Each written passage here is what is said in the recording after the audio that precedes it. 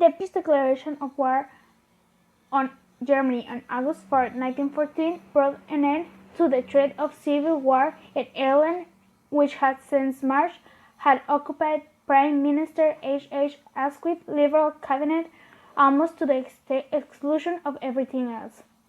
In autumn of 1914, the excitement over an outbreak of war was high, causing a crush of enlistments, and it was still generally believed that the war would be over within 6 months. By virtue of being an island kingdom, no part of Great Britain's national home territory was invaded or contested during the war, although in 1914 the British army was small, with only 250,000 men at serving. From 1914 to 1916, the British army expanded more than tenfold from the original. The British mostly relied on sea power and blockade.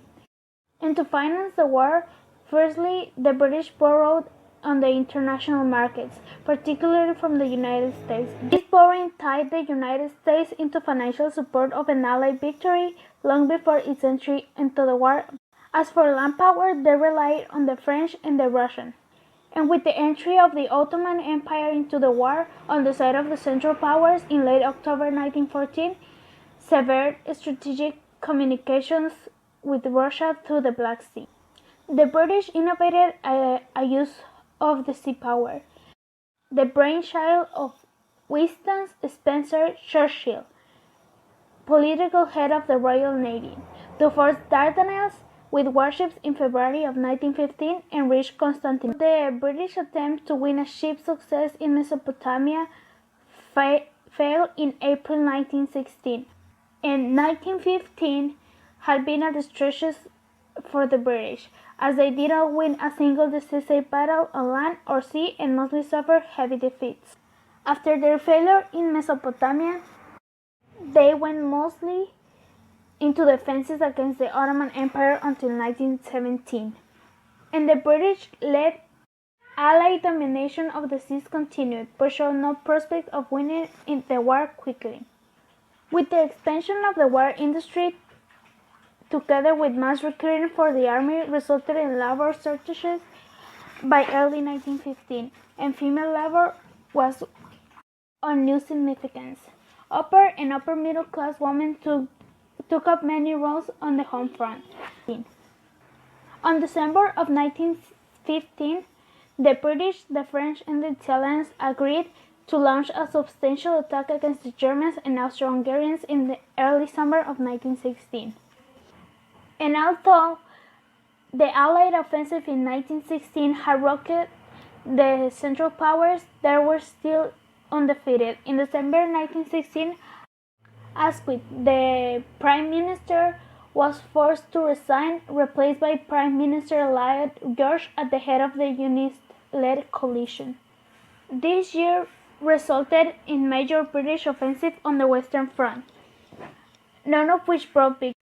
The Germans, in reaction to their own failure to win decisively at Jutland, to the continuing blockade, and to the growing Allied strength on the Western Front, opted for an extreme measure of unrestricted submarine warfare once more, introduced on February 1, 1917, cutting off Britain's food supply.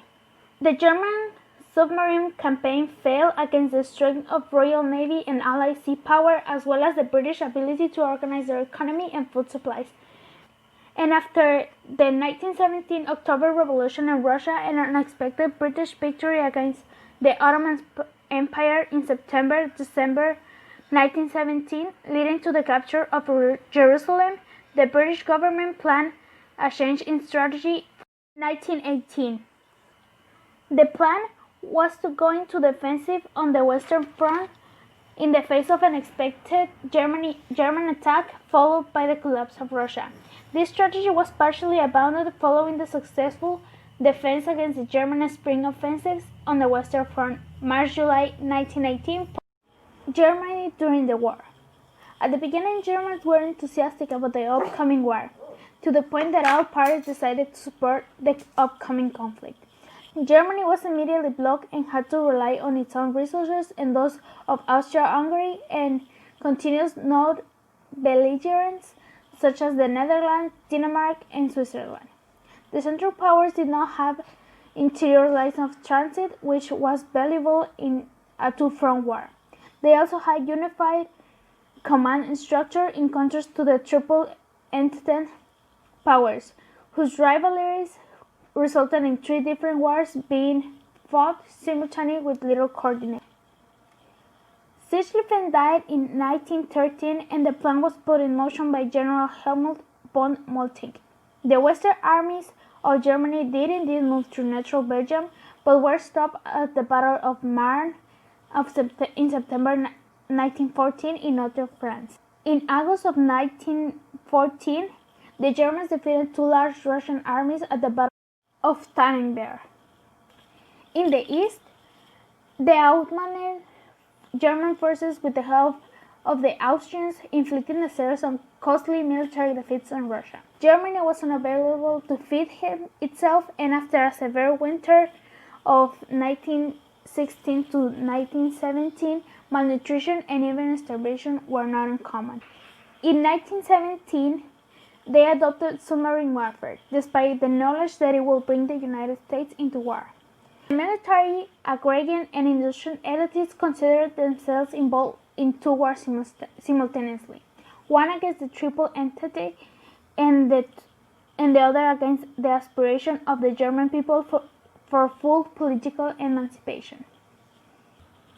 Even though Ludendorff's offensive of April 1918 made great breakthroughs in the West, the effects of 4 years of attrition were apparent. The military did not have the reserves to take advantage of its initial gains. The Treaty of Versailles. In its final form, the Treaty of Versailles contained many provisions that the Germans had fully expected. The plebiscite, allowing the Danish population of northern Schleswig to choose between joining Denmark or remaining with Germany, was unarguably consistent with the principle of national self-determination. This principle will allow to justify a union between Germany and the Germans that now remain of Austria after the collapse of the previous November. On its entire frontier, Germany was forced to cede to the newly independent Poland the province of West Prussia. Overseas, Germany was compelled to yield control of its colonies. The treaty's commercial clauses took from Germany most of its foreign financial holdings, a reduced merchant carrier fleet to roughly 1/10 of its pre-war size. The treaty's provisions for disarming Germany were to be, the Allied leaders promised, merely the first step in a worldwide process of disarmament. Its army was to be reduced to 100,000 men and would not be allowed to produce tanks, poison gas, or military planes. Germany's frontier with France was to be permanently demilitarized.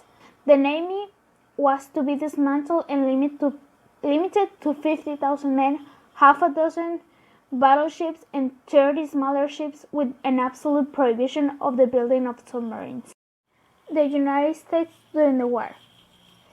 President Woodrow Wilson proclaimed that the United States would be neutral. America's companies, however, continued to ship food, raw materials, and munitions to both the Allies and Central Powers. The Lusitania sinks. May 7, 1915, a German submarine sank the British ocean liner Lusitania, resulting in the deaths of nearly 1,200 people, including 128 Americans. President Wilson demanded that the Germans stop unannounced submarine warfare. However, he did not believe that the USA should take military action against Germany. Meanwhile, some Americans joined the fighting in Europe on their own.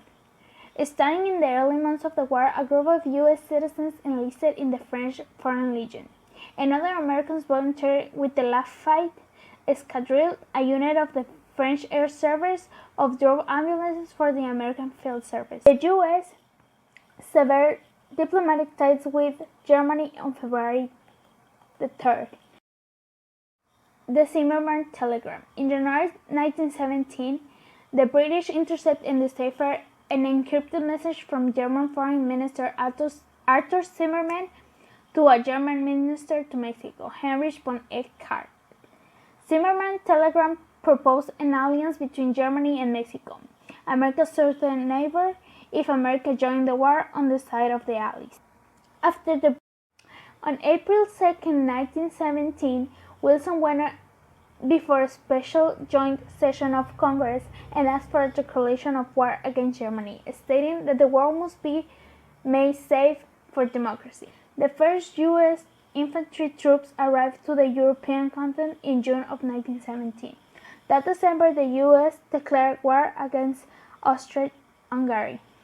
When the war concluded in November of 1918 with a victory for the Allies, more than 2 million U.S. troops had served at the Western Front in Europe, and more than 50,000 of them died.